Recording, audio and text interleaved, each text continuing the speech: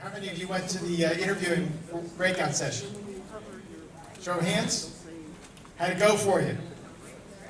Good? Learned good stuff? All right. Because I'm going to come around and check on you. All right. Uh-oh. Make you nervous. No, I'm just kidding. Okay. All right. Now that we all got in, we're settling in, I'm going to turn the mic over to Edie to start some prayer. Let us stand to honor God, and as we honor God tonight, we want to recognize that people have come in this room from all over. Some of us have opened up the refrigerator today and won't nothing going on but the light. Some of us won't have lights when we go home tonight. Some of us are wondering whether we're going to be homeless tomorrow. But whatever it is, whatever situation you're coming from, I've had my ups and my downs this week. I'm telling you, it's real. But I'm also telling you that our God is real. Great is thy faithfulness, O God my Father. There is no presence of turning with thee. Thou changest not, thy compassions they fail not. As thou hast been, thou forever wilt be. Great is thy faithfulness. Great is thy faithfulness. Morning by morning by morning by morning, new mercies I see. All I have needed, thy hand has provided.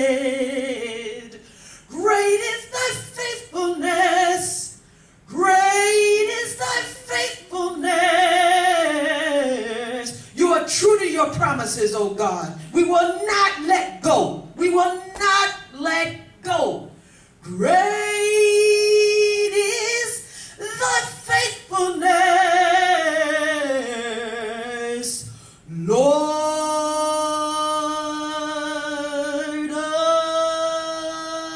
unto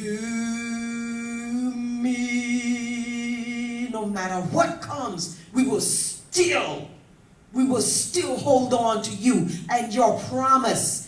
This we stand on. In the name of Jesus. Amen. Hey! Amen. Amen. Amen.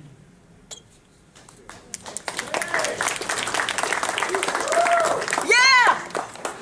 Do we think Edie had her Wheaties this morning? Is anybody not energized by now? Phil, we got you a great warm-up act, let me tell you. All right. So we're going to get Phil Snare up here very quickly because Phil does this amazing job about informational interviewing. I think he sort of invented the term almost because of all the information that he's going to share with you tonight. But one quick thing that I'd at least like to do as part of a warm welcome, other than the great prayer that Edie started us with, is those of you in this room that have the famous red border around your name tag, that means you're first timers, would you please stand up so we can give you a round of applause for braving your way to get here tonight? Well, thank you for being here. In one respect, we're excited to see you here because it means the word has gotten out that we're a great resource for you. Of course, we'd much rather you be fully employed at home with family and making all kinds of big bucks, and you're here as a volunteer instead. But we'll accept the fact that right now we're a great resource for you. Please come back because this room is full of people that are caring and supportive, and as we heard earlier tonight from some people, a safe place to be. And we welcome you here. And on that note, Phil, where are you? Why don't you come on up? I'm going to let Phil tell you about his background. He's such a big man on campus around here. I'll let him brag as much as he wants, but the bottom line is you're going to get some great stuff about informational interviewing. So, and we're getting started early because we know there's a lot of stuff he's going to cover. Phil, thanks so much for being here. Thanks, Mel. I appreciate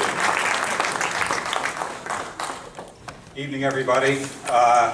So they had a little bit of an intro on me in terms of my background, and it's because of that eclectic career path that I guess I had chosen to have, that I really had to get up to speed on the nomenclature of different industries and different positions and different career drivers. And it helped immeasurably because ultimately it gave me confidence, and it got me interviews, and it gave me an opportunity to be in front of you. And so I'm going to jump into this, but I thought I would get just a show of hands on a few things that I wanted to qualify. First of all, has anyone heard this before? Okay, just a few. Well, I guess that's good. And in terms of time out of school, anyone just graduated in the last 5 years? Or, you know, and I don't mean just traditionally, just more education, last 5 years, okay? Anyone done the informational interview? Anyone know what I'm talking about? And where did you hear it from? Anybody? What color is your parachute? That's where I got it. So I took it to heart 25 years ago. 25 years ago. So what I have here is version 6. It's been updated a little bit. A lot of the content is very similar. I don't own the stage, you do. So as questions come up, something comes up in mid-stride as I'm speaking, let me know. We'll stop and address it, okay? So I'm excited for what this can do. I think it's transformative. I think it's really another way to find your job. And it's really a great way to network.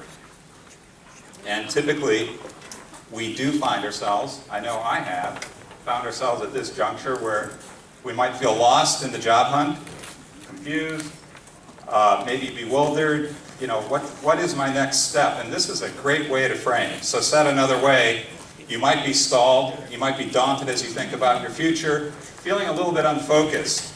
Maybe your confidence is waning. Hey, I am not the networking type. That's great for you up there talking about all this stuff. You seem to be okay getting in front of people. Well, actually, I'm terrified, if you must know. This is for everybody. There is a placeholder here for everybody. The 101, the 201, the 301 in terms of where you are with job searching, with experience, with the kind of positions you're looking for, with professional jobs, with IT, with legal, you name it. There's really not a scenario here that's not applicable to you guys, all right? So, what is the purpose today? I want to share to you now why to use these things, these informational interviews. And these are focused, they're very intentional, conversations to increase the power of your search. It's going to benefit you in the long term as it energizes your search in the immediacy, in the short term. And in the long term, it's really going to galvanize your networking. You're going to build up. I have seen my LinkedIn, which is a good measure of how you're networking and doing things. I've seen my LinkedIn go up immeasurably just because of this. In fact, coming out of one of these things, it goes up about 10% or so. So it's an investment in your future, folks. And what are we going to try to focus on today is to expand the idea that you can expand your vocabulary, that you can get familiar with an industry that maybe you're going into laterally from another job. Maybe you're trying to get more up to speed on positions, drivers, whatever they are related to what you're trying to do. So, increase your awareness about opportunities, the latest trends, and the practical part of this, as you get engaged with people, and we follow some of these techniques, is you're going to get ready for prime time. You're going to be ready for interviews. You're going to be more confident about interviews. And of course, what's going to inform the interview are the things that are coming out of the informational interview, right? So every day, every place, all over the place, there are opportunities before us. So let's look at the importance of why this is good. Let's look at cold calling. First time communicating at every level, 101, 201, 301.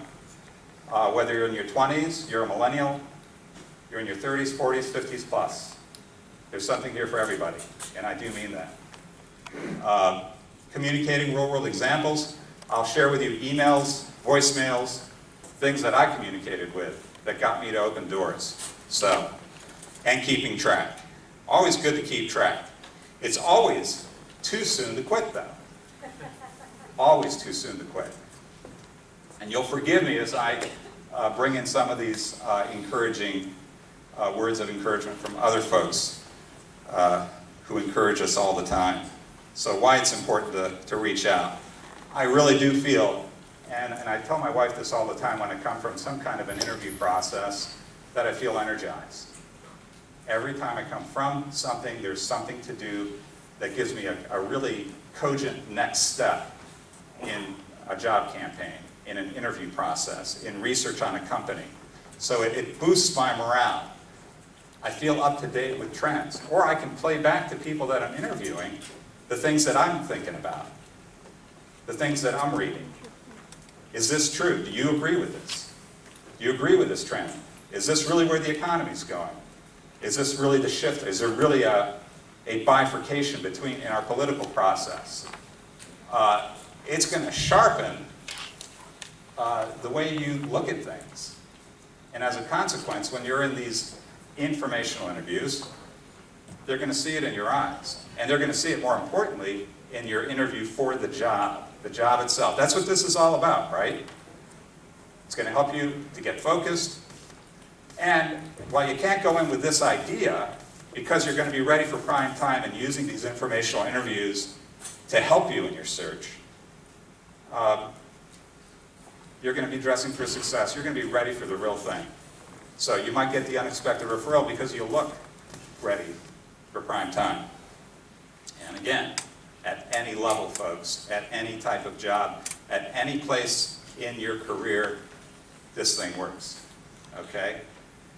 Challenge me on that, and I think we can probably find some examples. So what did Robert say? If you want to go somewhere, it is best to find someone who has already been there. Right? Okay. Let's get started. The emotional practical payoff. The idea of an interview may intimidate. It helps when you're gathering information. It's all about gathering information. And you need to understand that this is your chance to mess up. I've done a lot of youth coaching, and the first thing I tell the kids was, go mess up. Have fun doing it. So you don't have to, do the prep, but don't get torqued up about it. So, easy for me to say, I'm standing up here, right? I don't know you, and we're all wired differently. Show of hands for people that might feel and don't feel embarrassed to raise your hand. You're in such good company here. Raise your hands if you feel intimidated or daunted by the idea of talking to someone you've never talked before and trying to set up an interview on this basis. That's a good number of hands. So those who have raised your hands, you're in very good company. I don't know if you looked around, but probably half of the room here at least. So you do this by the numbers, and when you follow the structure, it will take a little bit, it'll take some of the nerves away from you, in terms of getting ready and, getting up there and breaking your leg, as it were. So, building confidence, what am I talking about? Phrasing questions, articulating, pacing, give and take. Just getting a feel for it. After you've done about 20 of these, and it takes effort, you're going to feel a lot more confident about just the process of doing it. And you're going to, what you're going to find out is, as you go to these informational interviews that may be specific to an industry, to an organization, to a role that you're looking at, you're going to feel like a little bit of a thought leader about the area that you're looking at, because all of those informational interviews that you had beforehand are going to feed that process. And that's a good thing, and that's going to feed your confidence, and you're going to see it in your eyes. So, have most of you worked on your elevator pitch? Okay. Opportunity area. Good place to put it to work is in the informational interview. They're going to want to ask you a little bit about yourself. So it's a good thing to do. So the resume is going to tighten. Go ahead and feel free to mess up. Do the homework. There's no pressure. Get comfortable with you. Putting knowledge to work. This is just an example of a government contracting example. Okay, we have a few of those around here, I think. You're in business development, you're in sales, you're in admin. you're an RFP specialist. It works for most disciplines, right? What would help your info gaps? Translate the noise that's happening on Capitol Hill. You know, we continue to see budget cutting, Tea Party stuff, all these things. How does that inform the government contractors in this town? Who stands to feel the most pain? Everyone know what 8As are. So they're kind of minority-owned businesses. How does that impact you? When you use these kinds of questions, when you ask, you ask the person that's in one of these organizations about these dynamics, about these things that are happening in the marketplace, you're going to gain some respect from them, you're going to gain some knowledge, and it's going to feed your next session. It's going to feed, as I said before, it's going to feed the framework for what you're trying to do. Everyone familiar with the concept of being a brand? You know, just like potato chips. We're all a brand in here. And we're all positioning ourselves in some fashion in terms of how we come across. So the way we come into the interview, the kind of questions we ask, the kind of prep that we've done for the interview, we're the brand. And as you go through the process of the informational interview, it's going to inform what kind of brand you want to be.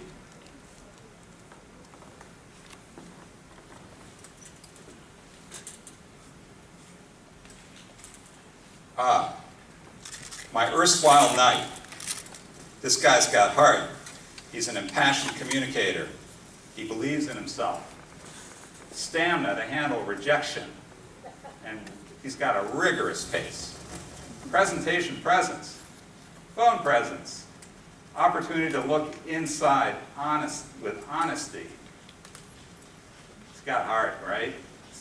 Speed, too. You'd think you wouldn't have speed wearing all that iron, right? With calls, with emails, the pacing is constant.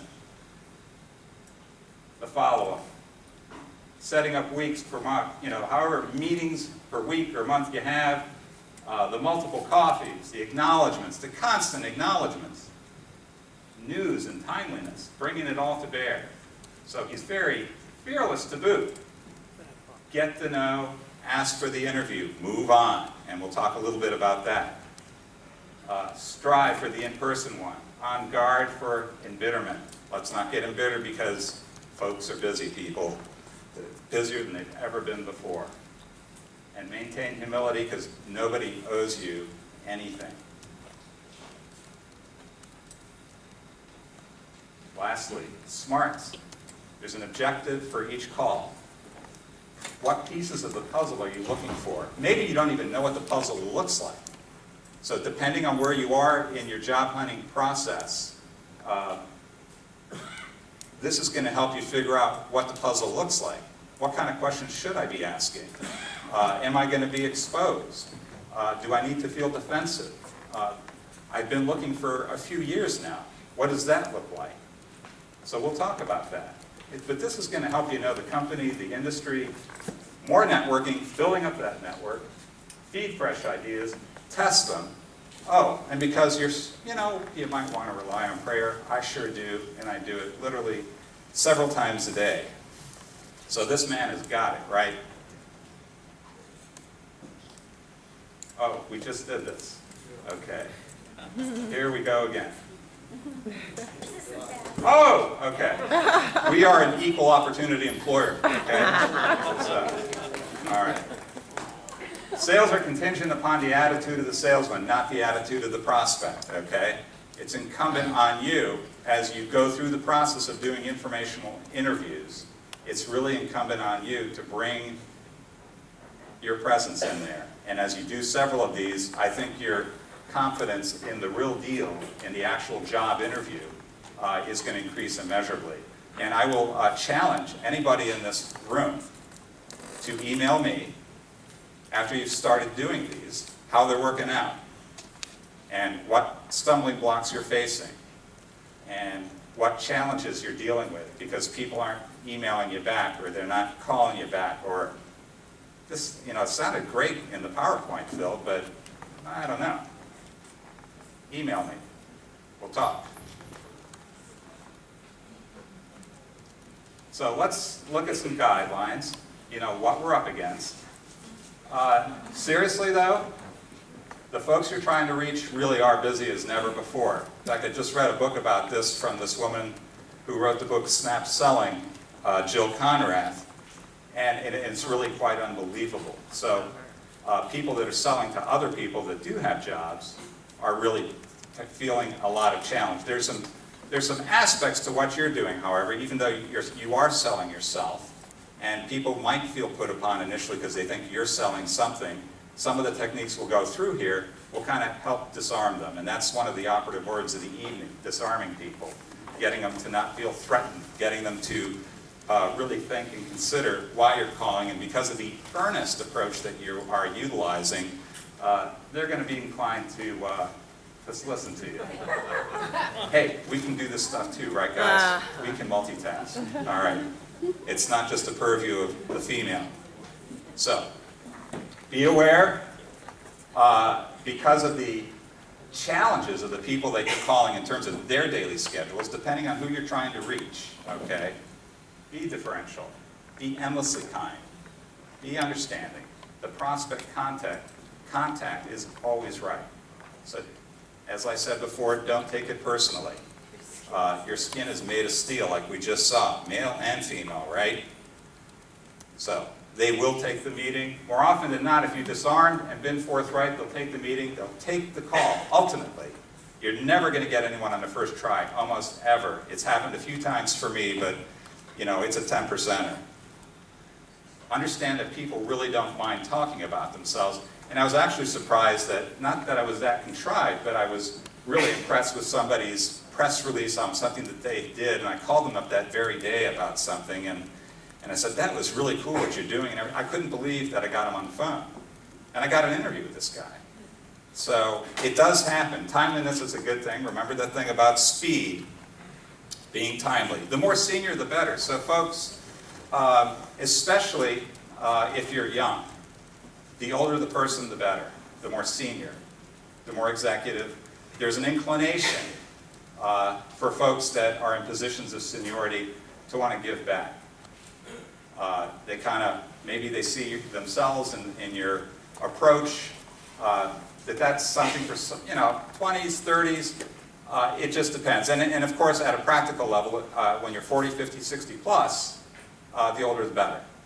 So try to get folks in seniority. Don't be put off by their seniority in terms of folks that you're targeting, that you're trying to get input on roles, on organizations, on industry, okay? So where do I find the sources of these interviews? Regional chambers of commerce are teaming with companies, with businesses. They organize them often by industry. They're in the area, they're local. Every major town has it. I mean, when I say town, like Reston has a chamber of commerce, right? The Washington Post, Wall Street Journal, college directories. And typically in the college directories, for folks that have gone to a college, in those directories they have people by the title and the things that they've done. Alumni magazines. LinkedIn is almost as good. LinkedIn is actually amazing, as a lot of people know. Has everyone here gone to the LinkedIn training here at CNM? Anyone not? If you haven't, I really encourage you, because we've got some crackerjack folks here that really do a wonderful job of it. So, spilling the beans from the start in terms of where you go. I'm going to just cover this right now. Somehow it found its way onto my chart here, so I'm just going to use it. So spill the beans from the chart in terms of, hey, I'm engaged in a job campaign. I'm not looking for a job at your company. I'm just looking for an industry perspective for ideas. Disarm, disarm, disarm. And say it again. I'm not looking to hit you up for a job. I think the phrase job campaign, are they still using that in What Color is Your Parachute? I'm not sure. I haven't Okay. seen it. All right. Well, job campaign, I think, is entirely appropriate, but use your own phraseology as you see fit. But website bios, you know, as you check them out, every website of every company has the About tab, and you go in, you drill down on the executive team. Like I said, the more senior, the better. And you go in and you talk to these people, and you may pick out something from what they're doing or where they've been play it back in the email and just say, you know, I saw that you went to blank blank university, I saw that you worked at Oracle, I saw that you worked at, you know, some government agency, and I was particularly intrigued by that background and the combination of this. I am exploring, I'm in a job campaign, I think you'd be a source of great information. So have context. And by the way, if you're doing LinkedIn's, I'll say it a few times tonight, but I don't know about you, but when I get an invitation that just says, I'd like to add you to my professional network, I'm thinking, well, who are you and why?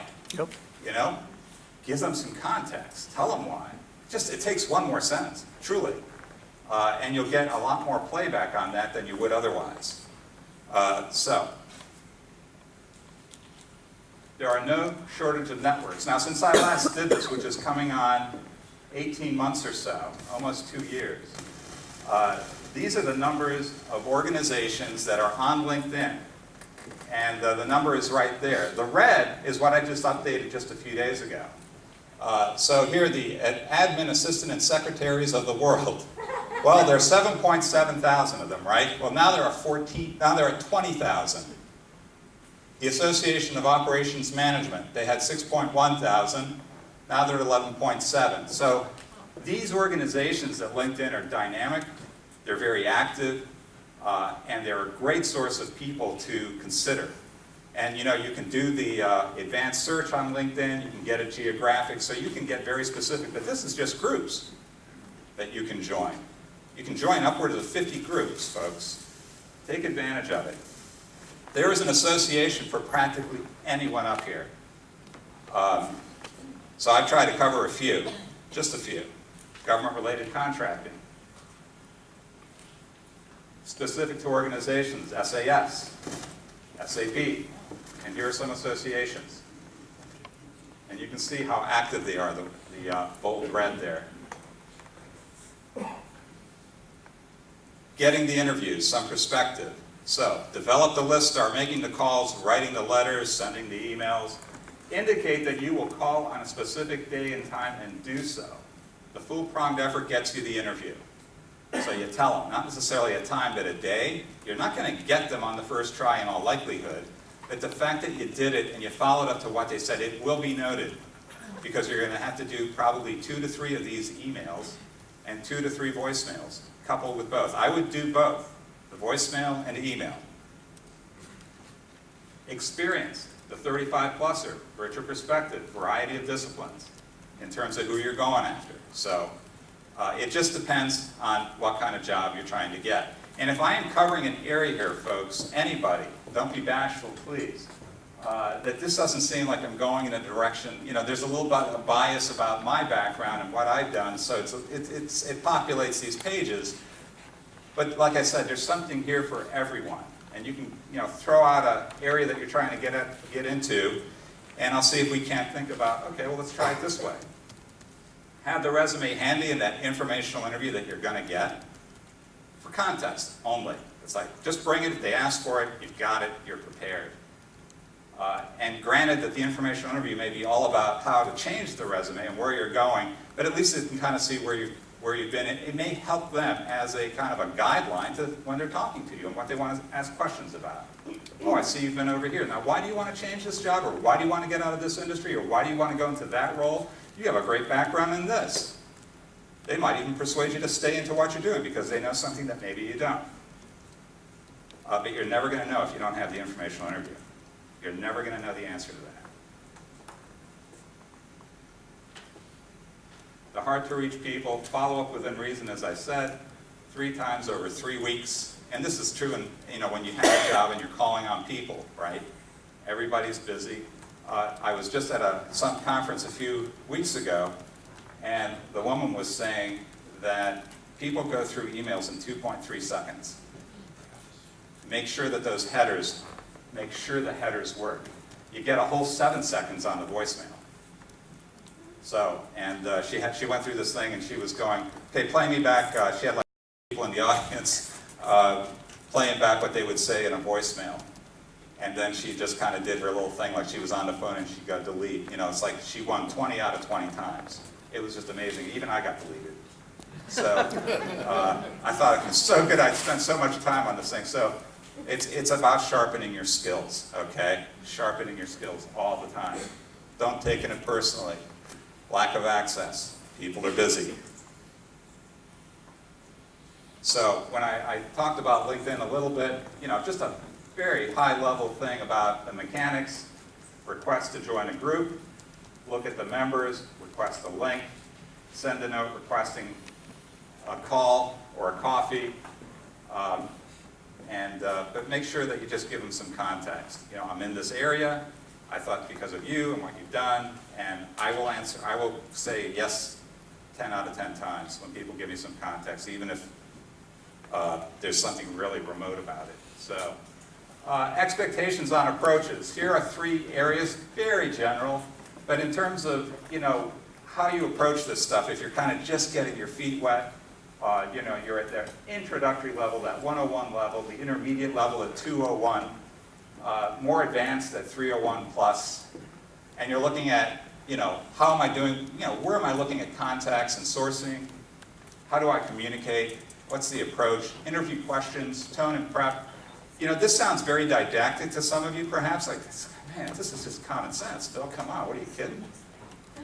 I'm going through this process right now with a company, and the sales team has to be very, you have to walk them through every single step. And these are pros that have been around for 10 to 15 years. And you have to really walk them through the steps.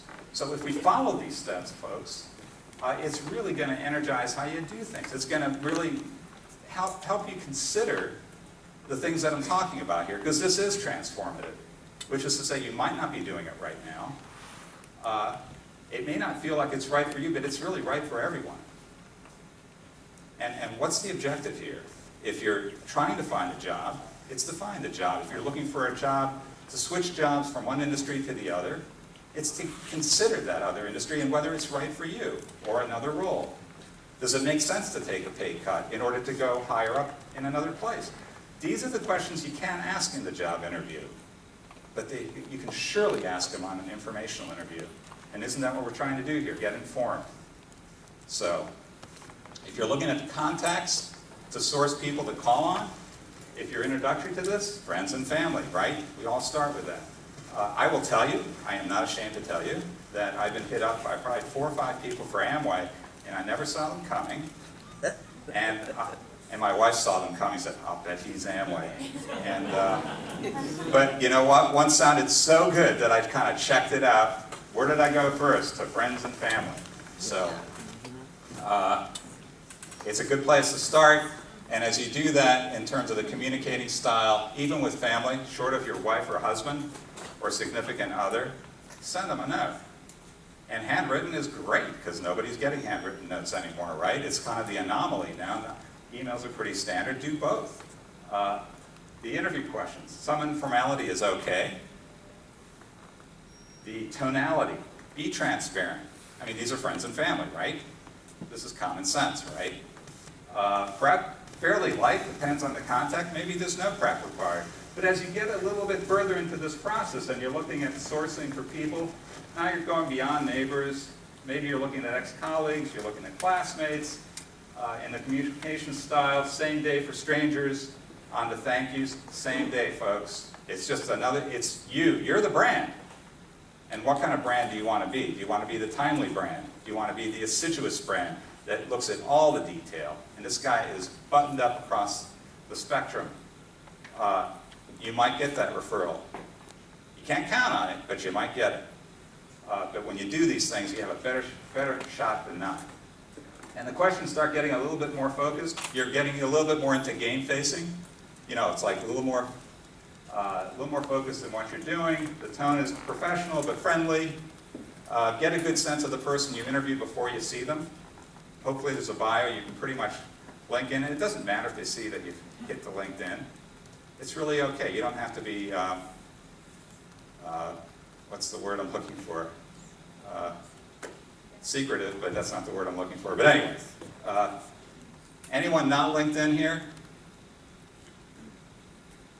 Wow, that's pretty cool. 2 years ago, there was quite a show of hands. So that's great. And as you get more advanced, alumni, news, associations, chambers, you know, a 2-sentence intro on what prompted you to reach out to them. Reiterate in the communication style, reiterate some of the themes, the high points. A theme might start evolving. You might be on informational interview number 7, and some themes are starting to kind of pop out at you at how you might position yourself, and this is a chance to start testing that. So you can get a lot more executive in your style in terms of the tone. Do your homework on the source, the company, the industry. Test that pet thesis. This is your chance to do it. But still, it is a chance. As buttoned up as that might be at the 301 level, it's still a chance to ask the questions that you can't ask in the interview. So, Francis of Assisi tells us, start by doing what's necessary, then what's possible, and suddenly you're doing the impossible. So, let's drill down on some contact vitals. It's a cold call. How do I get telephone numbers or emails or address? Pretty basic, right? Most websites have a news tab. They have press releases on that news tab, right? Because a lot of people say, well, I don't know how to reach this person. So you have a name, but you don't know, well, what's the email syntax? So you just go to the press release, and more often than not, and a lot of companies have gotten savvy to this, but not all of them, they'll have a press contact to reach out to. And they'll have jane.web at blah, blah, blah, or jane_web at blah, blah, blah, or web.jane. I mean, you get the picture. You just figure it out, and then you send it out. I'm probably 90–95% successful sending out emails that way, figuring out the syntax. What else? The About Company tab steers you to corporate info, and that tells you about the leadership. Again, those are the bios. You get the name, you get the syntax from the press releases, or you just do a search on Google. And by the way, this may sound really basic, but again, coming back to a company that I'm consulting for, you would be amazed how they don't use Google to get information on titles of people and who's working there and where, and it's, you know, so we're going to be really ahead of the game here. Anyway, sample. Here's an actual email. Hi, Tom. My name is Maxwell Smart. This is a first-time contact. I'm keen to speak with you for 15 to 20 minutes, and that's about the time period I give people. Preferably in person, because you carry 30 years of industry experience, and your perspective would be invaluable to me in my job campaign. And no, I am not hitting Acme up or you for a job. Your stops at IBM and Oracle and SAS intrigue me very much. May I call on you and set something up with your admin? So if the person was senior enough, I could presume they had an admin. If they don't, they're buttered up that you thought they did. And this is a true email, and this person did make those stops, and I did find it intriguing, and it was an earnest, transparent thing, and I got the interview. From today's headlines, balanced perspective is key. So as you're going into informational interviews, this is kind of the kind of things that you can talk about, depending on what you're trying to do. Because every industry, every job, every place you're trying to target or consider has some kind of context in terms of what's happening in the news. And this is from yesterday's headlines. Dozens of military drones have crashed in the US. Well, the people that are making those drones probably have a PR problem. So if you're in the PR, you know, it's like, wow, there must be some, how are you guys approaching these things? How are you doing damage control? It's okay for lawyers to look at social media in the use of jurors, according to lawyers. So anyone that's a paralegal or thinking about the law, here are some headlines. I mean, it just shows that the point of all these headlines is just to be timely in reading things and, you know, Googling for information, being well informed. It's not a bad idea. Don't do politics, but sports I think are okay. Just don't be too vehement. But you know, you can reference sports. You know, check out the standings, see who's in first. Have some fun with it. So some protocols. Again, this sounds under the heading of common sense, but I would say that just having a framework so you're confident about what the protocols are. Always offer to pay. You know, breakfast and lunch gets expensive, so shoot for the early coffee. Out of the office is better so you don't get interrupted. Same day, send out that thank you.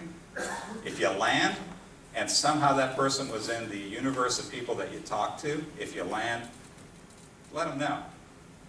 And stay in touch. So the informational interview, in terms of some more protocols here.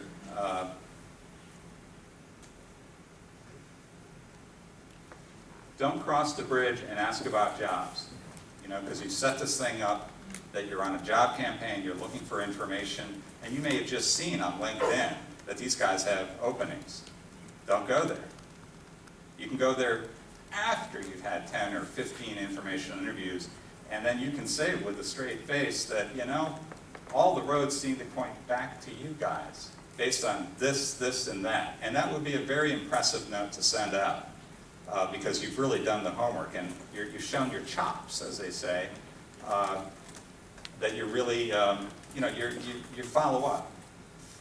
In person, I think, is always better. If you happen to have one on the phone, just like I'm not sitting when I'm doing this, right, because I have a little more energy when I'm standing and walking, if you do the informational interview on the phone at home, just stand up and do it. You'll have more pacing. Dress for success, be appropriate, don't be late, not a minute. I don't care about the traffic in DC, it's just not an excuse, right? Especially someone that's making of their time for you, right? Pretty basic, but it bears repeating. Watch the clock. If you're the one that says, hey, it's been 20 minutes here, you point it out before they do. Oh, we're good. If you've got 10 minutes, rarely are they gonna, if you're kind of in a very rich conversation, rarely does it stop on time. So, bring notes to talk about, no pregnant pauses. Those headlines I just gave to you, there's no shortage of things to talk about. And it's okay to have notes in front of you to refer to. It's an informational interview. So, 40 to 70-somethings. Biz cash tends to be okay. Don't be too eager. 20-somethings, tie's probably not a bad idea. I think, tell me otherwise, but I think we're going a little more formal lately. It seems to be going in that direction. The care and feeding of the network. The slide I just sneaked out here. Feed it. Feed it. It's important. All those daffodils are people. And men do this stuff too. All right. So, headlines. This is what you're sending your network to keep constant, vigilant touch with these people. And for those of you who have kids, this network that you're building up might benefit them too. So you are investing for the future, truly. All right? Strategic insights.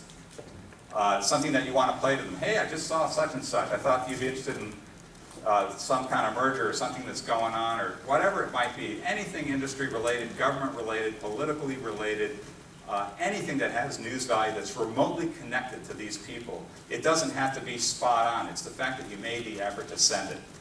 Make sure that you have a nice, concise header in your email when you do that. Companies moving to the area. Talent for them to hire. People love that. They love it. Unsolicited, hey, thought you might like so-and-so. Based on this, this, and that. You send them the resume. It's a great thing to do. Products and services you come across. Maybe you send them a prospect. So it's a great thing to do.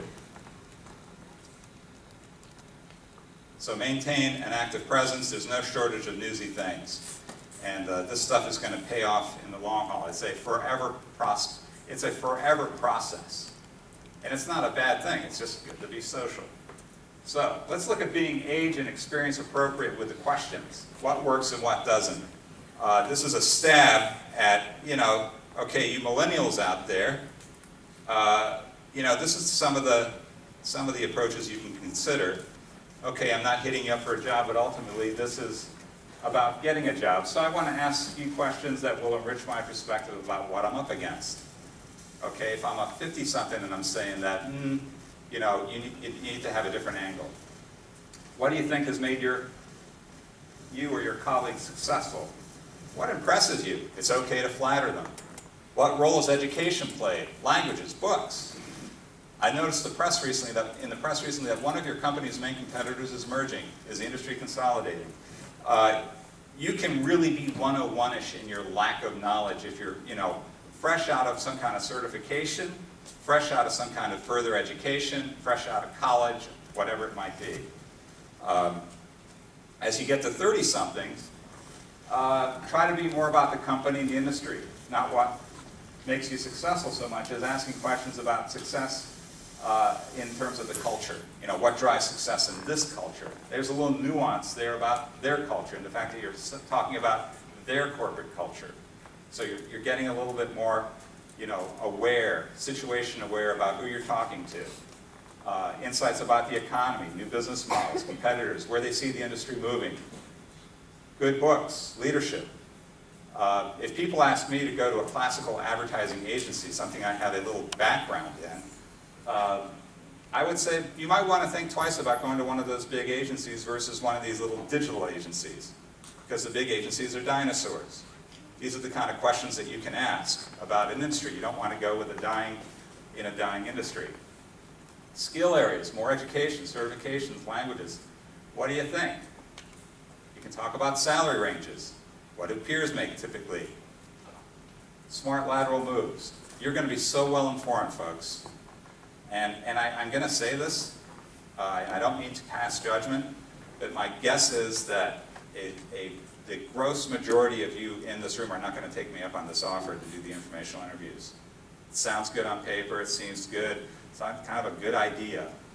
I think you really got to think hard about it, because I think it really will pay dividends depending on what it is you're trying to do. I really encourage you.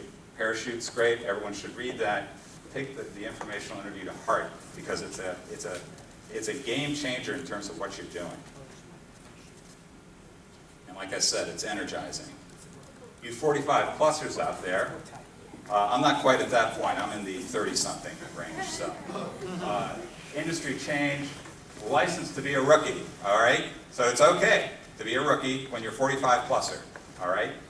Ask those questions. Don't be too executive. Share why. You can just give them a little 2-sentence intro as to why you're thinking of changing careers, not because you washed out in that industry, but because you see bigger opportunities here, and you thought because of this and that.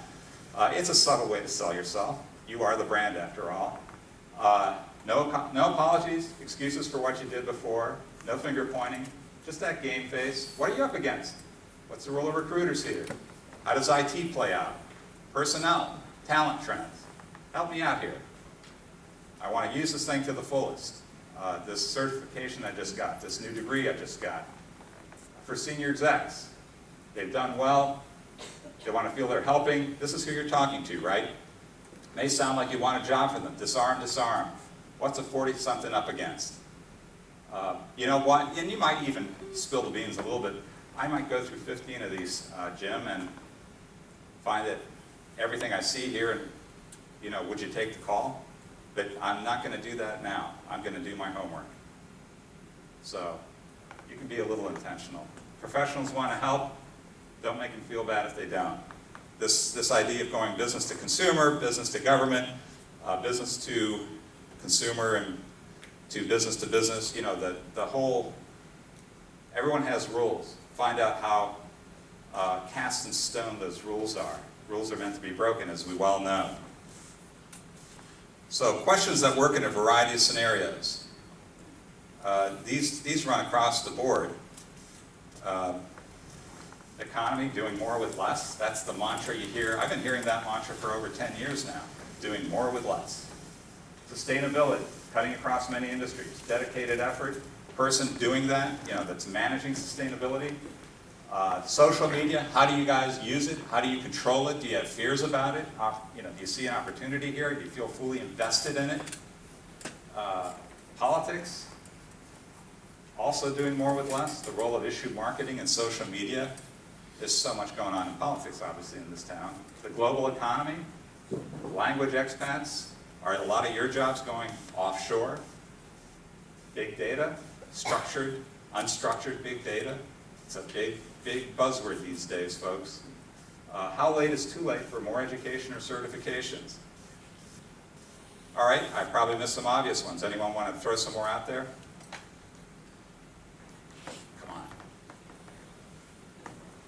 know I've missed at least 20. All right. All right, I'm going to do the Irish jig here if I have to get you guys to wake up here or something, because, and you don't want me doing that. So, it's not your customer's fault, folks. It's not your customer's job, I should say, to remember you. It's your obligation and responsibility to make sure they don't have the chance to forget you. So you can just replace customer with job interview target. Informational job interview target, and stay in front of them, and particularly the people that you've already met, stay in front of them with all those things that I just talked about. It really does get a little fun. It's not fun if you're looking for work and you've been looking for work, there's nothing fun about it, okay? But coming out of these specific things that I'm talking about is fun. And it does feel energizing, and it does feel like you're doing something because you are doing something. You are investing in your future, folks. So, some real-world examples. Here's one that I got from the Washington Post blurbs. And the angle was, call Bill Birnbach, a senior dude at an investment firm. They know a lot about companies. So I did. Why? Why did I do that? So I referenced to him an article in the Post all about how to pitch to investors. You want some of that perspective and intros to companies that have come by his office, even the rejects. You want to get a sense of how they play with companies. That was just, that's very case specific for me, but you can fill in the blanks on any of these. Cold call voicemails. Here's my first and second attempt. Hi, my name is Maxwell Smart. It's Tuesday, about 10 a.m., and this is a first-time call. I'm not selling, just on a job campaign. I should probably, practice what I preach here. We're giving you a header, because you really do need to have a header on every one of these things. Not hitting you for a job. That could be the header. Or I'm not selling anything. That could be the header. If I may be so bold, I'd like to schedule a time to meet over coffee, breakfast, whatever your schedule can afford. You can reach me at blah, blah, blah. Second attempt. Hello, it's Maxwell Smart. I left you a voicemail last week and appreciate very well your busy schedule. Suffice it to say, I'd benefit greatly from your insights about the industry trends as I go about my job campaign. And again, it's not about working at your company. I'm thinking 15 to 20 minutes. Every one of these emails, I wouldn't be sharing them if I didn't have success in getting ultimately to these people. And I coupled the voicemails with emails every time. Timely first-time email off a known contact. Bumped into this guy. It was timely to bump into you. Your name is often mentioned in connection with blah, blah, blah. I'm always giving these people some context. But now more than ever, the header is very, very important. So I'm sure you're in high demand. So even to someone I kind of know through a connection, I'm still trying very carefully to respect his time and his constraints. Cold call by a mutual friend. More referencing. I recall your reference to gifts or calling that resonated. Here are some areas that stoked my business passions, because she had asked for them, so I played them back. Otherwise, it would sound like I'm trying to hit her up for a job. So. That might be your phone.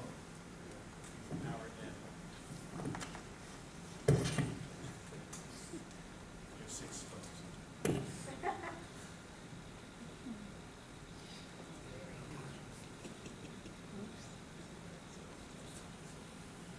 I was so excited I didn't even notice. All right. So here's the first time LinkedIn note followed by a call. Never had happened to me before when it happened. Ken, I hope this note finds you well. I'd like to add you to my professional network on LinkedIn. You may recall, so I'm giving this guy some context, right? You may recall I came knocking a few years ago when you were with ABC Agency. Since I didn't have entree to Mr. Big Cheese, I kept on exploring. I'm currently working on an angle to bring blah, blah, blah. So gave him a little bit of why I'm calling. We ended up having a 2-hour conversation. And to this day, he's still a great contact. Lives in Chicago. Put me in some contact with some people right here in Reston. First time email, followed by a reminder. Started with a church-related database, some event that I'd gone to. But, I couldn't help but notice his, you can see where people work in most cases. The people that are employed tend to use their work, their work email. And I followed up to him. And lo and behold, he returned it. He returned my request. And so it was a church email database, email address that I liked. I could see there was something there from the company based on what I was trying to do. And eureka, we are still connected. This is now 6 years later. He may have wished we never got connected, but he seems to be gracious enough. So, invite to connect, which came via contact. So this is someone responding to me now. Hi Max, one of my colleagues, blah, blah, blah. So you can kind of get a sense for how it works. It sounds basic, but the point is I'm going after every front, every database, every possibility. I'm using all the networks. I'm using directories.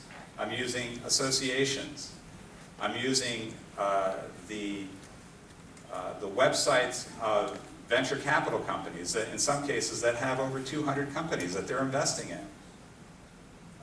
There's no shortage of finding the untapped opportunity out there, especially for informational interviews.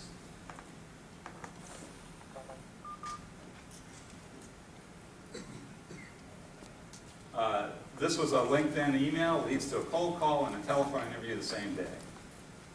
So these are all real-world examples.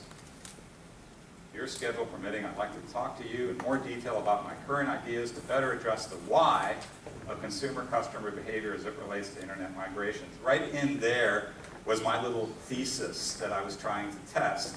And because it had a little bit of individuality to it, a little bit of uniqueness to it, I got a response. Does anyone think here that this doesn't apply to them? I know this is kind of maybe not fair, that I'm asking you to raise your hand now, but does anyone in here think this just doesn't apply to me? Not one person? Oh, we have one. I'm sorry, I missed it. Okay, let me have it. Why doesn't it apply to you? Do you mind me asking you? No, not at all. I mean, I come from Romania. Thank you. It's a different country, different culture, and we do things a little bit different. And I find it, in a way, I fight it. I mean, I understand what you're saying, and right. It makes sense. But I feel a bit overwhelmed, and I'm saying to myself, there must be a different way to get a job. Right, okay, so you're trying to find a job here though, right? Not in Romania, okay. Okay, I'm not gonna be disingenuous and say, because I really don't believe this, it's not like going to the dentist. So, and not having Novocaine on when they have to pull your molar, right? It really can be a pleasant experience to build up the network. So, so why are you building up the network and why are you having these informational interviews? Do you mind telling us, if it's okay, what area you're trying to get work in? Well, I would like a position in like a management position or somewhere in consulting. Okay. Just graduated from, I did an MBA at American University, so okay. I have some experience previously in management and project management, so okay. This is kind of the area where I would like some opportunities. So, do you feel that you have gaps in your knowledge of the areas that you're trying to get a job in? Or do you feel pretty yes, basically when I came to the States 2 years ago, I immediately started my MBA program and I just graduated, so I've never been working here. Right. It's a new, everything is new for me, so that's why. Yeah, okay, so this could be, it's a combination of networking and informational interview. You may not need as much information specific to an industry because you may have a fairly mapped out idea of what you want to do. Is that a fair assessment? Not really. So, okay, fine, so even better. One of the things I would try out on LinkedIn is Romanian professionals. See what comes back. Romanian engineers. See what comes back. Then fine-tune the search on LinkedIn to people in this area because you want to be in person, okay? You project, good-looking guy, handsome, get in front of them, right? So see what comes up. See what comes up from the type of job you had before, a generic thing. Then you tell them. new to the country, have a training and blah, blah, blah. Not looking for a job right from you, but this is about a job campaign. And I just want to, these are the questions that you may want to ask that you can't ask in the interview. And say, what do you think I'm up against? I have this, this, and this. Is it all about people from Carnegie Mellon and MIT and Cal Berkeley and blah, blah, blah? Or, hey, what are my chances here? These are the questions that you can ask now. And then you have a sense of, okay. And then you follow up with them. Oh, and by the way, one critical thing that I didn't mention. When you come out of an informational interview, ask for a few more contacts, if you don't mind. I'd like to extend this. I started with one contact and it yielded 64. 64 people. It got me my first big job. So there's just, you stay with it. So I think it's incredibly applicable to you. I think taking a step back and accepting the fact that maybe the extra work may take a lot longer than you might think. In the end, it may take you a lot less time overall. It's like taking the time to do an oil change in your car now rather than when it breaks down, and then you have it out of commission and you have to spend more time and deal with it and not have the car to use. So it's like taking a step back to take 3 steps forward. And it's also getting well informed, and being well informed in your future interviews is going to be a good thing. And it may not take as long as you think it does. I think what we're talking about here, to really make an impact, to really move the needle, we might be talking about 3 months here, if you do all the steps and you stay on it. Yep.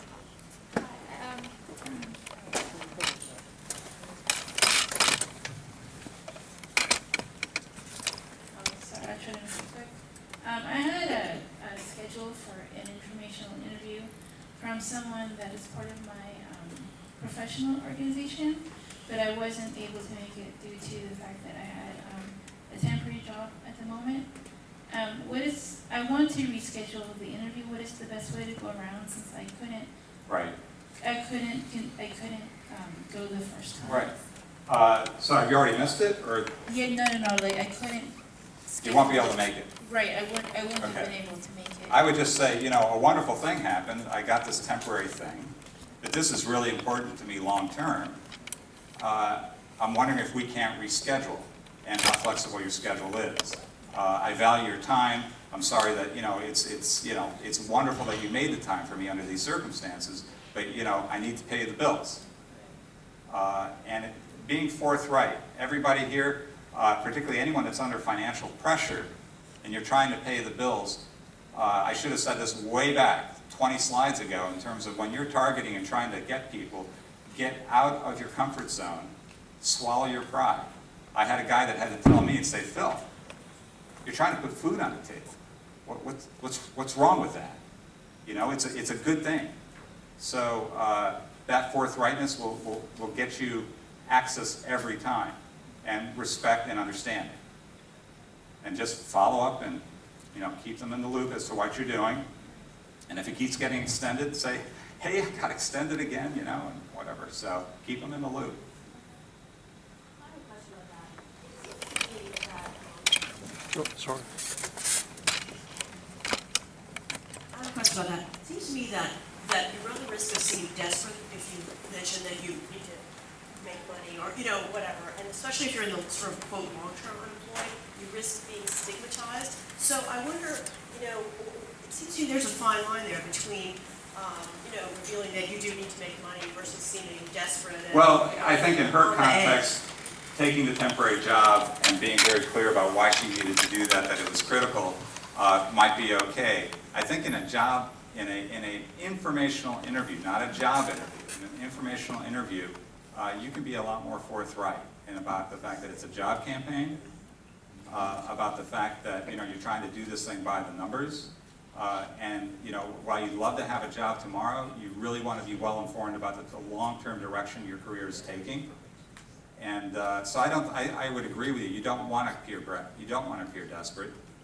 You do want to appear thoughtful and deliberate and intentional in the approach. So yeah, you definitely don't want to come like nobody owes you anything. and you don't want to come off as desperate. Yes?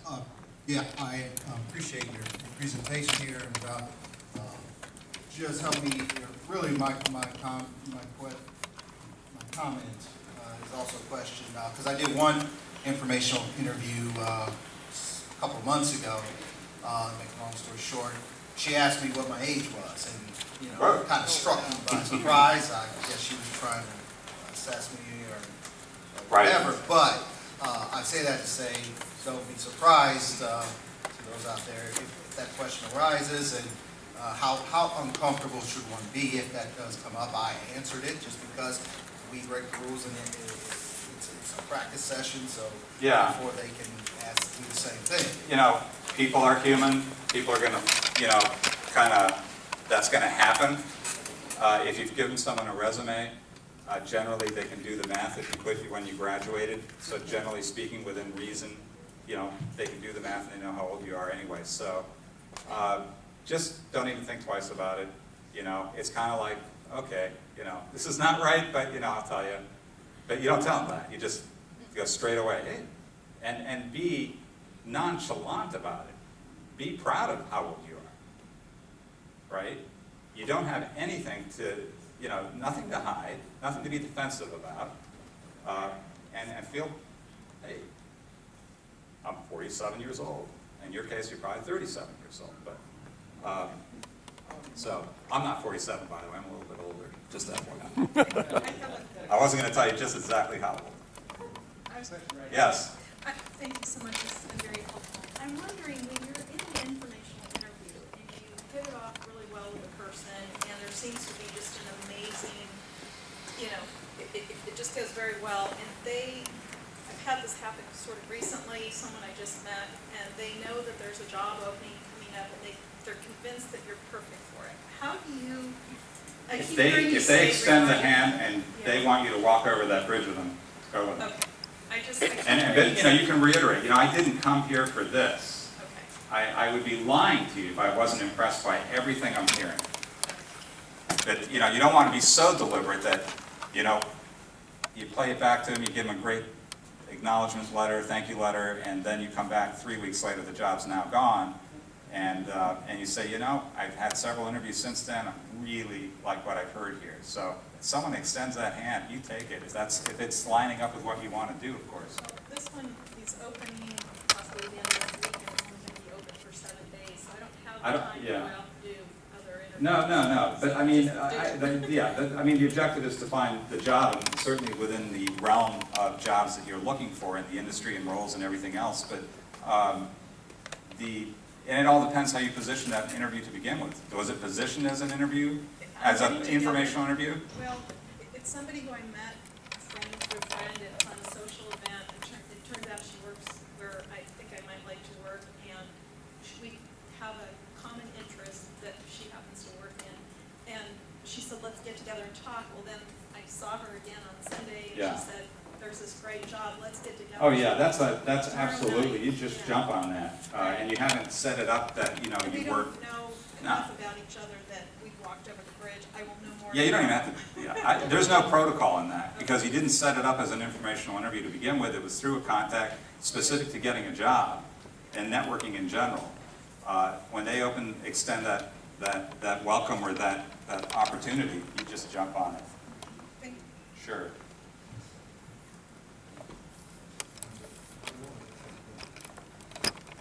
Please. I was just going to say, if an information interview leads to a real interview, you go. It's great. And the comment about asking age, you need to keep in mind that an information interview is you interviewing them. It's not a job interview. So everything is fair game. It's a conversation between you and somebody who might have information that might be able to help you somewhere along the line in your search. Right. If you're in a job interview, that's a whole different story. Yeah. Just make sure you get it on tape. So, as you're collecting all of this information from all of these different professionals through these interviews, is it okay to use that information with your next, person that you're meeting, or is it? Oh, absolutely. Okay. In fact, not to be contrived, but it's really good to feed that last interview into the next one because it shows that, you're really well informed. And so-and-so, and I was getting, they'll be impressed by the fact that you're on the stump, you're doing these interviews, and they'll be impressed with the content at a practical level, particularly if it fuels the conversation. So yeah, that's a good thing. Let them know that, and I heard from so-and-so, and I mean, the more the better. Absolutely. And I totally agree with what you were saying. And as far as the age thing, yeah, it is an informational interview, and it's kind of fair game, I guess. But you're generally not going to get that question. You might even proffer it. Hey, I'm 46 years old, and I'm thinking, have I passed my sell-by date? So, what do you think?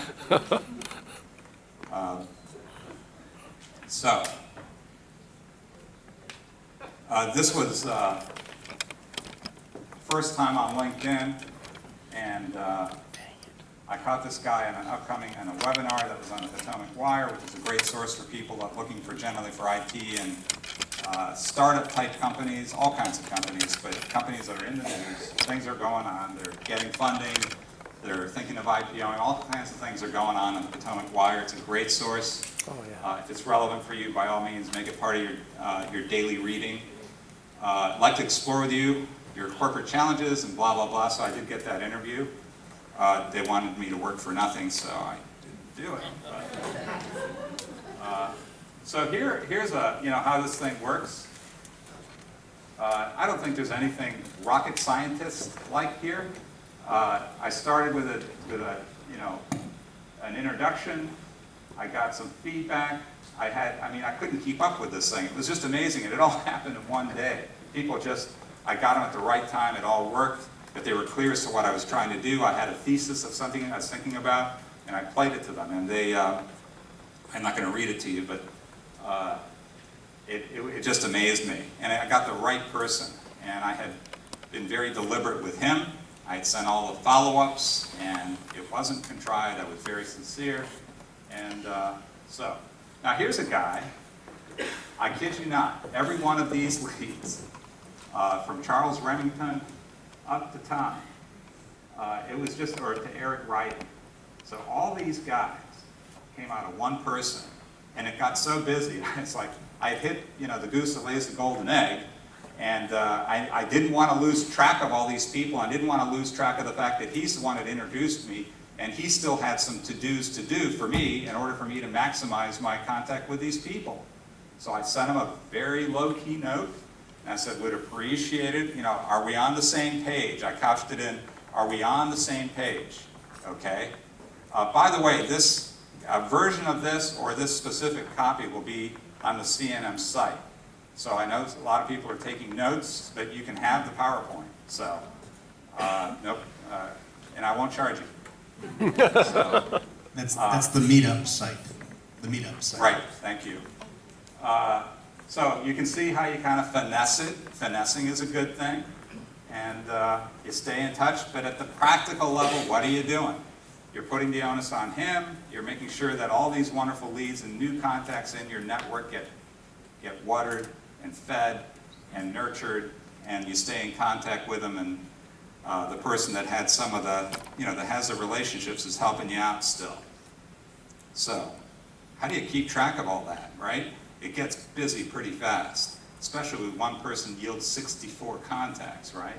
How do you keep track? Well, you need to keep track, and you need to get comfortable with some kind of format, whether it's an Excel spreadsheet or a table or a chart.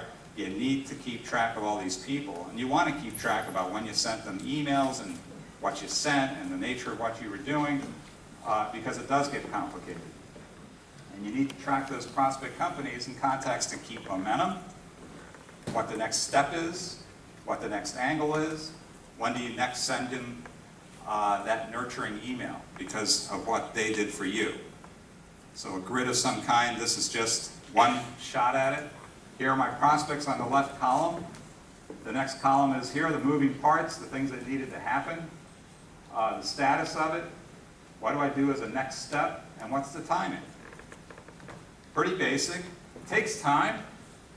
But when you're standing, when you're watching the tube, if you have a computer handy, just do these things. Keep up to date. I used to do this on a legal pad, okay?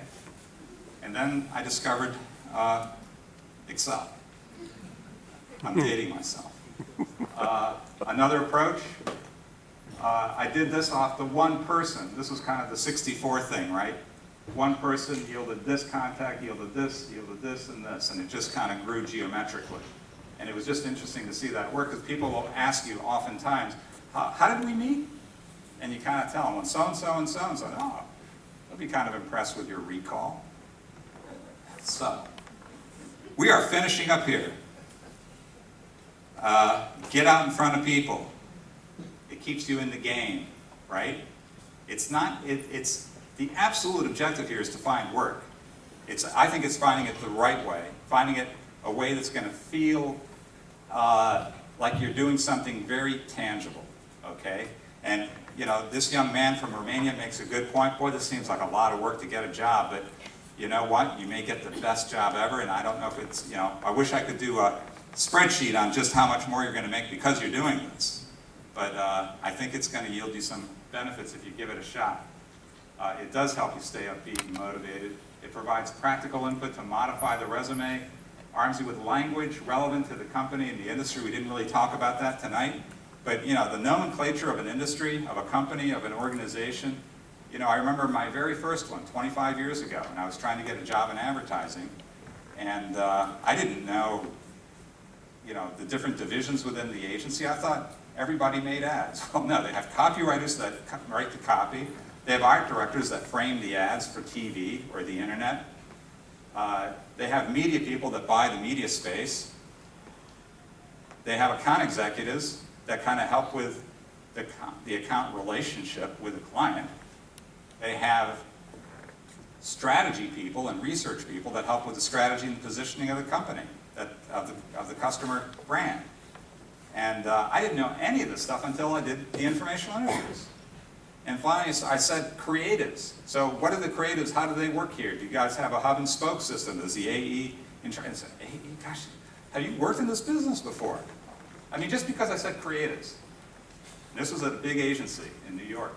And so you'd be amazed. So particularly if you're new to the game, new to the industry, just out of school, just got some fresh certifications that are going to get you in a completely different industry and organizations. They will be impressed if you have a sense of their culture, of their speak, as you will, if you will. I'm teaching the same thing right now with the company I'm consulting to. They sell into the big pharma space, and these account executives have got to speak pharma speak. There are so many layers of detail there. So it's important, and this may feed your next job because you're already going to be a little bit ahead of the game. So build that network. Never, never give up. But I like this more.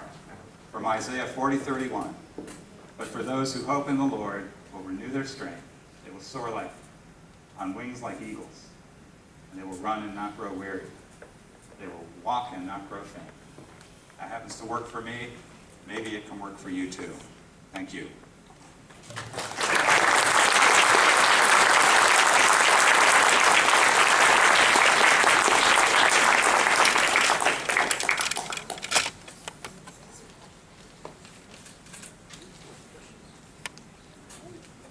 So, Phil, Wow. if we're starting out, and this week we're going to try to go target a few people to do informational interviews too. Do we go warm, people we already know? Do we go function? Do we go industry? Where do you think we start?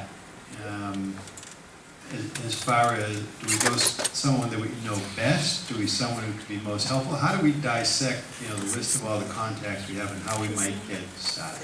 So I think getting familiar with just you, the brand, and you, the job campaign person, and you looking for the job person, starting with friends and family is it's a really good icebreaker. And you kind of you start off with the basics. Been doing this, I was educated in that, or I've been stymied in this, and I'm thinking of doing this. This crazy guy was up at CNM, and he was talking about this thing called informational interviews, and he thought maybe I should talk to friends and family first just to get my feet wet. what do you think? And I'm thinking of talking, I'm not even sure where to start, but maybe they have some thoughts. They know you really well, perhaps, right? And they'll play back to you, you should try so-and-so and so-and-so. So with friends and family, maybe it's more getting vectored to some people as a beginning point to kind of start the process. And it may be starting the process just about where you start looking. It's not really the informational interview. And how you start mounting that job campaign. Think about it, folks, as a campaign. And a campaign suggests time and investment. And it's not painful, but it's time consuming.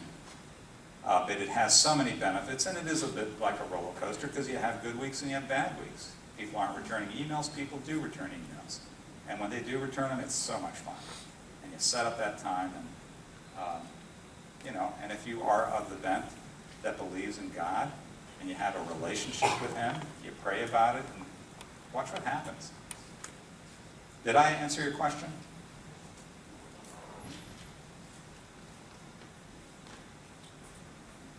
Yes? Do you have any other suggestions for words to replace the campaign? I just, for some reason. I'm on an active search, and Can you repeat the I'm looking question? for information right now to fuel that search. And ultimately it is about a job. But first I want to make sure I'm on the right track about roles, responsibilities associated to that role, vibrancy of the industry, companies that are a driving force in that industry, the no-brainers that may be a no-brainer to you that I have no clue about that I should really be talking to. I'm on this, I'm exploring right now, but I'm very, very focused on finding the right job for me at this time. So, you don't have to use job campaign. I mean, that's just me. Yes? Behind you. Good evening, thank you for being here. Sure. You mentioned that obviously there's a good ask in asking people, who else should I speak with? Yeah. But over the time, I've kind of focused on having a good ask is critical to any of this. I'm sorry? Having a good ask, quote unquote, a good ask. So I was wondering if you have any ideas of other questions that you think would be super relevant that are must in the process. I'm not sure if I understand. So, other approaches to getting other contacts, or? Well, so certainly one of the objectives is to continue to build a network, right? Right. But there are definitely possibilities for other good questions, right? Right. That would be smart asks, perhaps more than good asks, and smart asks of the person. What's an activity that you could properly ask someone to do for you during one of these interviews? So, can you tell me a little bit about what areas you're looking at? Are you looking for work right now? I'm not. I'm Okay. a volunteer. Okay. But I'm not sure that there's any specific thing that I'm looking for other than that level of respect of having thought through the process of what would be a meaningful question, and have it be specific enough that it's something that someone can get their hands around. Right. I mean, it really would depend on the industry and the role that you're going after, but if someone is trying to go into project management, maybe they have the PMP designation, project management something, I think it's PMP, I'm not sure. And they're going to a company and they're thinking, I want to go into big data. But right now I'm dealing with networking stuff. But I'm captivated by big data, especially unstructured big data. And so you're in that interview and you got to someone that is maybe he's a CIO at this company. And you're trying to find out, well, what drives you guys in unstructured data? How are you approaching it? What kind of databases, what kind of servers are you guys using? Are you thinking of going to the cloud to manage this exponential increase in data that's out there, which is, just mind-boggling? Google was, I think, doesn't Google stand for like infinity or something? It's like the highest number is something that you can get to. But I mean, we're getting there very quickly when you're starting to measure the breadth and depth of data that's out there. So you want to understand infrastructure. So you come in there armed with the idea, are you guys cloud-based? Are you going to be cloud-based? Are you going to stay behind the firewalls? What's your strategy? What do you guys think? He may not be able to tell you their strategy, but he can give you a little bit of insights as to how they're approaching it. What are their challenges? Are you hiring a lot of people to manage this process? Or do you see going to the cloud as a reason for downsizing? Because I don't need as much infrastructure if I'm going to the cloud. I mean, that's the big win. That's just, I mean, that's a, you know, there are any questions coming into any kind of scenario. There are no shortage of those questions. And you'll be able to fuel those questions with any kind of research that you do on the person that you're going to be meeting. And like I said before, most people are on LinkedIn. Everybody here raised their hands, I think, or nobody raised their hands when they said whether you were on LinkedIn or not. That means pretty much anyone that you're going to be talking to is on LinkedIn, and you can get a sense of where and what they're doing, which will give you some insights as to what kind of questions to ask them, because you have a sense of where they've been, what they're doing, the company they're at, and then you can do research on all the above. Phil, I had the sense that where he was going with that question was more dovetailing or building on what you said about asking for other contacts. For example, a question that might fall in that line would be, would you mind taking a look at my resume and tell me what you think of it? Right. Something more personal. Is that where you were going with that?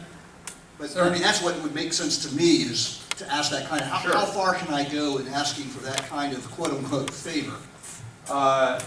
Yeah, you can say, you know, this discussion we had has been very fruitful for me. It's been great for me. I'm not sure what you got out of it. I'm so indebted for what you did. I want to keep the ball rolling in this. I think I'm onto something based on what we talked about. And I would love if you had any other context that I mean, you don't know you got to disarm. You have to disarm. You've got to disarm. And you tell them, you know, I've really enjoyed this. I think based on what you're telling me, I might be onto something. And once again, this is still about me exploring and looking and validating what I'm trying to do. And would love it if I could have another cut from another person that you would feel comfortable extending to me. And just that forthright. Because, you know, my ultimate objective is to find work, but I want to make sure I'm well informed about where I'm going. You know, this is how I work, this is how I look for work. So, does that work? Hey. Thank you. Sure. So a couple quick questions. First one is, how do you explain the fact that you're not working and to make yourself viable? Because everyone is very competitive when they have a job and they're looking for a job. Right. And jobs are going to those people first. Yes. That's just the way it works. So, true story. So how do you stay competitive knowing that you've worked in the past and you just want to work very much right now? Right, so you're not working right now. No, Right. not full-time. So I think, and I would argue again, this approach, because people do get hired faster if they're currently working. That's just, it is what it is. And one thing that the informational interview will do and will yield in terms of your search is a command of subject matter, a command of current events specific to the industry, the organization, the roles of the people that you're trying to get a job from. By having that information, it's going to fuel. It's a little bit of a catch-22. You know what I mean by that? A catch-22? I'm dating myself again. Yes. Okay. All right. So it's a little bit of a catch-22 to get the informational interviews rolling. But this assiduous process of follow-up and, you know, sourcing and where everything comes from, and beginning with friends and family and then building on that, you'll get the informational interviews. And once you start getting the informational interviews, they will start cascading. And then the next one is going to be more powerful than the last one, and so on and so on. That people will notice that. And it will start to set you apart because of your deliberateness, because of your intentionality, because of your follow-up. You will start to differentiate you, the brand, from everyone else out there that's trying to find work. You will start looking more noticeable versus the person that's just sending in a resume and has a current job and might have a little sense of attitude and a kind of entitlement. It's like, gosh, this person's really doing it by the numbers. If you circle back to some of the first ones that maybe, coincidentally, were making sense for you to circle back to because you really like what you heard. You did some more research on them. You played that research back to the people that you know now at that company. You're going to distinguish yourself. I'm telling you. You're going to distinguish yourself. Does that help? Yes. Also, how do you explain the gaps in your resume? They're gaps. But you don't have to worry about the gaps initially in the informational interview process, right? In fact, that's a question for the informational interview. It's something that's there. What do you think? How would you approach this? You know, you're talking to the person that's senior enough to have seen a lot of resumes. What do you think? But again, I think your intentional process and all the information that you can bring to bear from this process, from this exploratory, from this campaign, I think what you bring to bear in that campaign will show itself in so many ways, in how you communicate, what you say, why you're saying it, the command of the breadth of information that you bring, that it will overshadow those gaps. Because you were so right for the job, because you've done the information, you've done the homework. You know of what you speak. And when they get the right candidate, they don't care about that stuff. It becomes a perfunctory question when you're in the job interview that, well, can you tell me a little bit about this? Just have the right answer. You know, I took time off. I wanted to do this. Now I wanted to get back in, and this is how I did it. And say, okay, you haven't lost any of your moves. In fact, you're stronger now than you probably were before. So, is this relevant to you? Yes. Okay. And one last thing. It's kind of a personal question, maybe a bit too out there, but age is kind of important in some senses, in not every sense, but just as someone observing this, employment situation, what are your reflections thus far, as far as age and employment and marketing yourself? Because, I have friends of all ages, and sometimes I think that, maybe when you are retired, you would have a more difficult time getting back into the job market. And why is it like that in this country? Is it like that everywhere?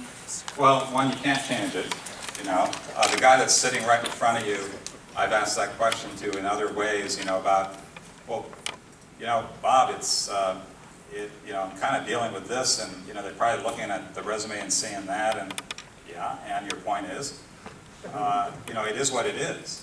So what are you going to do to overcome it? I think you have to overwhelm the market with your well-informedness. You have to overwhelm the market with an assiduous follow-up, with multiple, multitasking. And the age thing is out there. There's just no question. I have run into it. I can't tell you how brilliant I thought some of my approaches were. I'm not going to be denied in this thing. And I was denied. So it's out there. And the only thing I can tell you is that you can't give up. The information interview really will set you apart. The quality of your network will be so much better than just a blind LinkedIn. Getting in person, letting them see your scintillating personality. Be real. Get in front of them. Some people, you don't want to play on this, but some folks that are doing really well and have some really good jobs, some of them feel a little badly. And it's like, gosh, I've been so blessed with so much success. And they might want to deign to give you 20 minutes. Take it. But I don't, you got to overwhelm the market with a constancy. You truly do. Yes? I sound like a broken record, but some of these concerns are irrelevant in an information interview.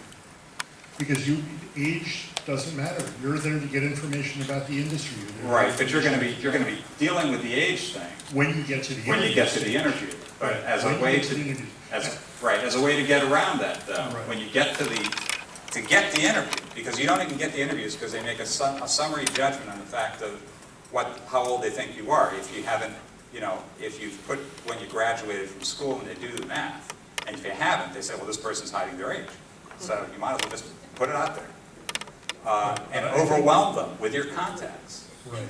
And I agree with your assessment that people will be more well-informed and you're going to rise above the, I think you have a better the chance. masses. Yeah, definitely, definitely. But for people who are leery of information interviews and might think, oh, I have a gap, or oh, I'm too old, or too young, or too, Yeah. whatever, that's immaterial for information interviews. You need to be ready for that when you get to the next stage. Right. And you should be thinking about that next stage. But Right. get out there and do the information. Well, I think that the information interview will not only feel the quality of what you know about where you're going or want to go, or decide because of that process where you want to go. I think it will also feel the quality of your network and the kind of people that you have in that network. And again, this company that I consult with, they use references all the time. You know, they have this like list of 20, and they have a long spreadsheet to kind of keep track of how many times they go to the well to get this company to stand up for them as they go to a big, these are Fortune 500 companies they're trying to get as customers. And you have to, the care and feeding of your network means being very, very careful and considerate of how many times you go to the well with someone that just seems to like you and always seems to take the call and always seems to return the email. You just have to be careful with how many times you go to the well. You can go multiple times, but you just have to space it out. And so point being, fill up the network with a lot of folks so you don't run into that problem, where there's so many people. And, instead of kind of like, what am I going to do here? Start thinking tonight, looking at the news, whatever it is, where you're studying, write it down and start thinking about it tonight. Where would I start with this process? Do I have friends and family I can call on? Any friends, any family. And bare your soul a little bit.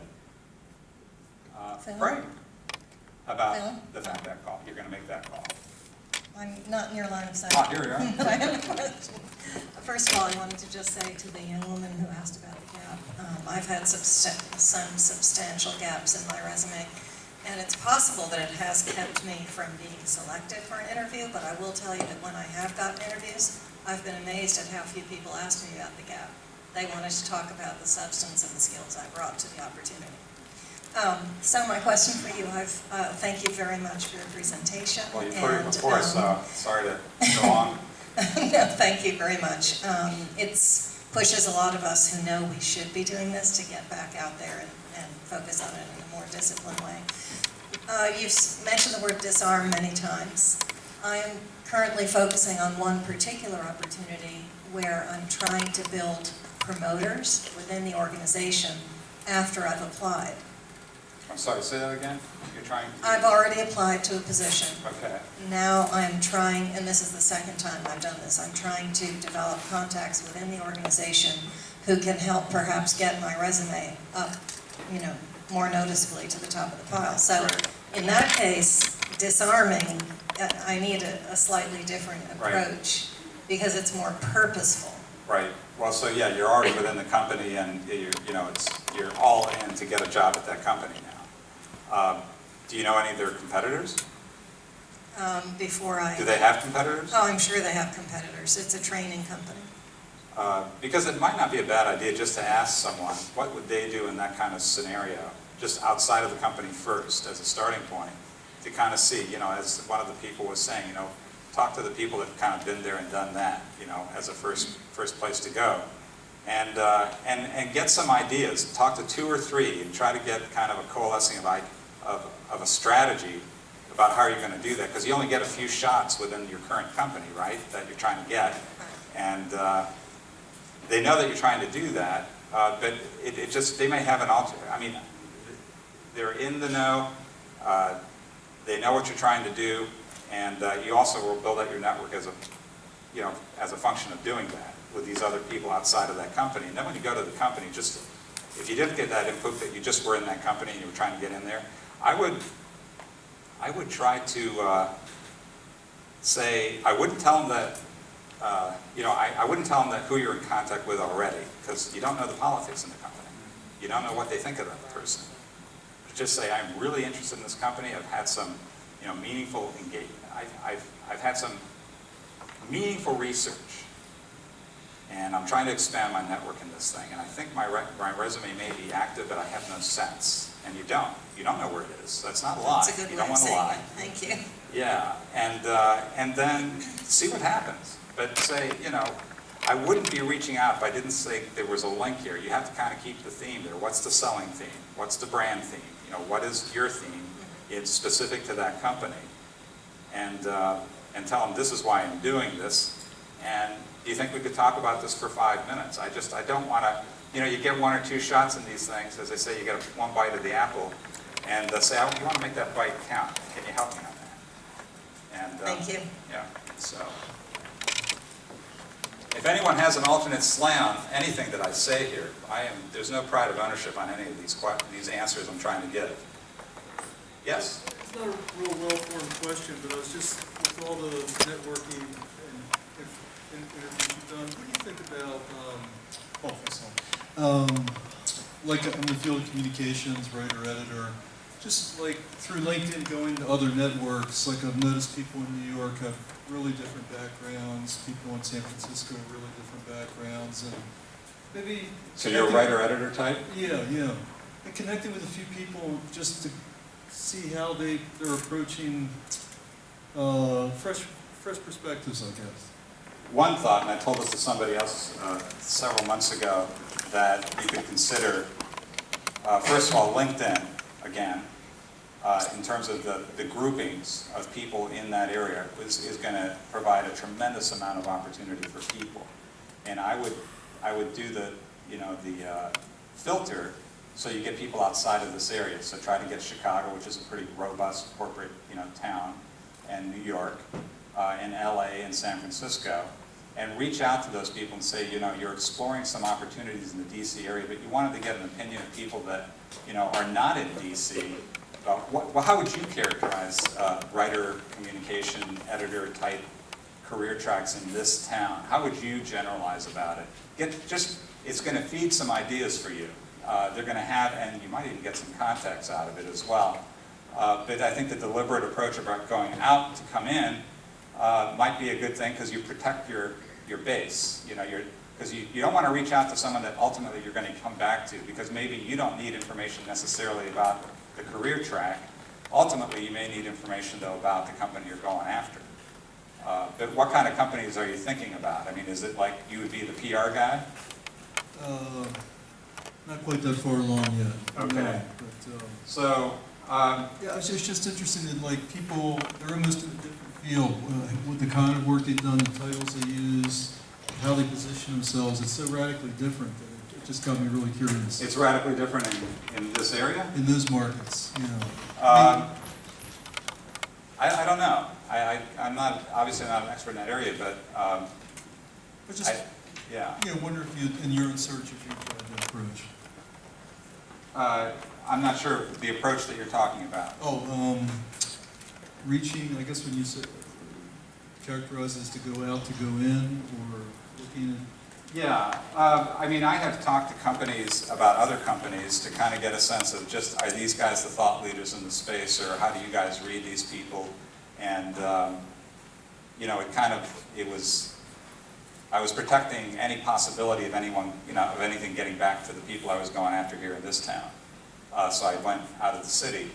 But it really depends. I think it's in terms of the approach, if you're still, it sounds like you're still really thinking about the industry itself in terms of roles and responsibilities for being a communications guy or a writer or an editor. So this feels more informational interview like. This doesn't feel. In part, I think some of those, couple of those markets are further down the road, so that they. Why don't I talk to you afterwards? I don't want too much that's time. quite all right. But I think that kind of role. There's a role for that kind of person in just about any company in this area. Even the government contractors have a PR communications person. And you might want to find out more about technology writing, about public policy writing, about how much background do you have to have in public policy, to have a shot at it? How far down can I go down in order to go up? Because people they're not going to hire you at an entry level because you have too much experience. They're not going to do it. Thanks a lot. Okay. Thanks a lot. Appreciate it. Sure. Hi. Hi, I'm Rahini Parikh, and I'm actually New York City based. I'm an educator. So I would also love to talk with you about writer-editor type positions. I'm an English teacher in New York City. And I actually grew up in Montgomery County, so you and I both graduated. I think we're both Montgomery County I am. high school graduates. Yeah. Go Woodward. I'm glad to be here. I'm New York City based, and I'm very glad to be here. This is my first time ever to McLean Bible Church, and the network here is really wonderful. So, and the career ministry. And so, if whatever I can do to help anyone who is interested in networking and trying to make connections in New York City, I have a lot of friends in many different industries in New York. And then in the meantime, I'm also looking for connections and networking with the State Department because I'm feeling led to apply for positions with the State Department. And I just returned back to the States from working with the State Department overseas on an educator fellowship. So I just wanted to introduce myself and just say hello to everybody. And thank you. Well, on that note, Phil, thank you for another great presentation. I'm guessing if there's some additional questions, you might be around for a minute or two, or you head now. Sure, no, we're good. All right, great. One thing, by a show of hands, how many of you were ever back in elementary school, middle school, maybe in college, were ever asked to go do an assignment and research something on some area, like, I don't know, you were a Boy Scout, Girl Scout, and you had to go do some investigative work on some area, like, tell me about Brazil. Did you ever have those assignments when you were a kid? All the time. Yeah. You're doing the same thing in this informational interview, it just happens to be about you. Okay? I think we get caught up with the word interview in this whole process, and we think interview because the number of times it came up like, this is not an interview for the job.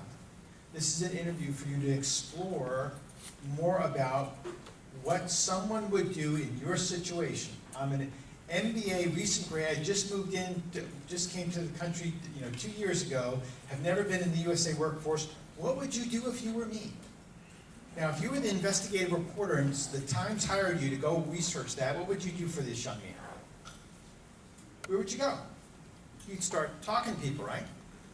You'd start looking up literature. You'd do that research. And what would you do when you think of it just like Barbara Walters.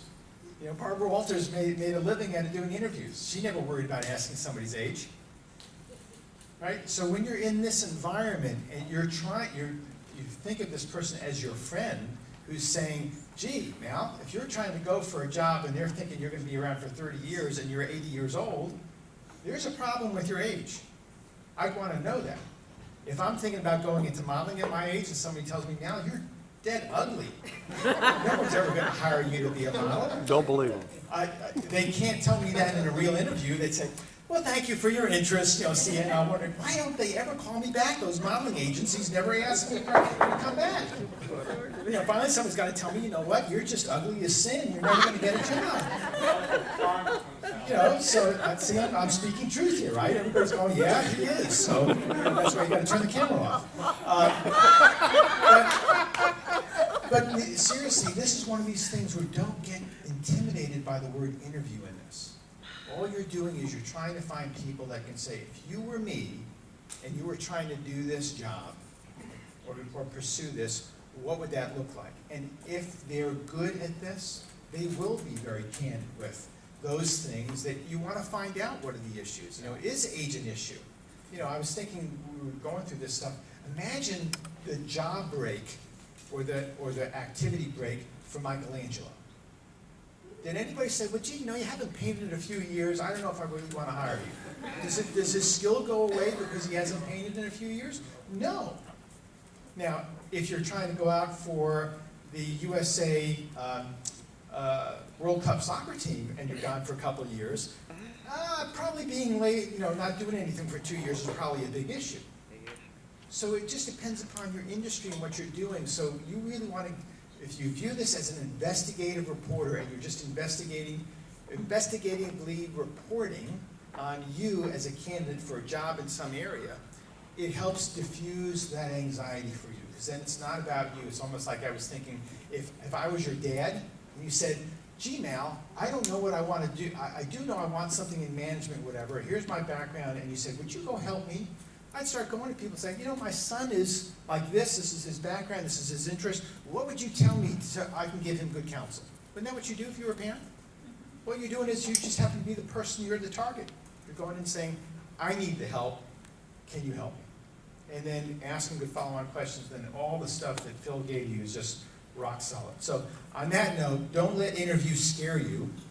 This is all about just having a good relationship with someone that's going to give you some good feedback and guidance. Thank you again, Phil, for the time. On that note, I will pass the mic over to Edie and the rest. Shall we stand to honor God? Oh, merciful God, our Father, we thank you for the gift you have given us tonight in your servant. Take what we have learned today, all the words, all the advice, and work it into us as we live this week. You know us better than anybody else because you made us.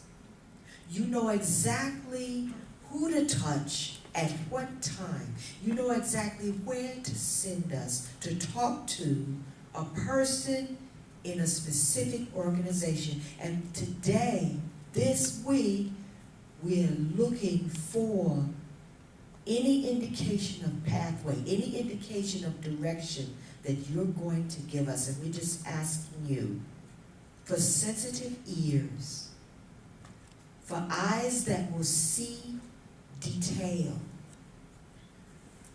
for the kind of mind that will latch on to the revelation that we expect that we're going to get, so that we will walk in the right path to the right door of the right company that you have already prepared to open to us from the foundation of the world.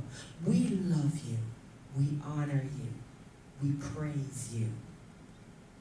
The peace of God be with you, now, henceforth, and forever. In Jesus' name.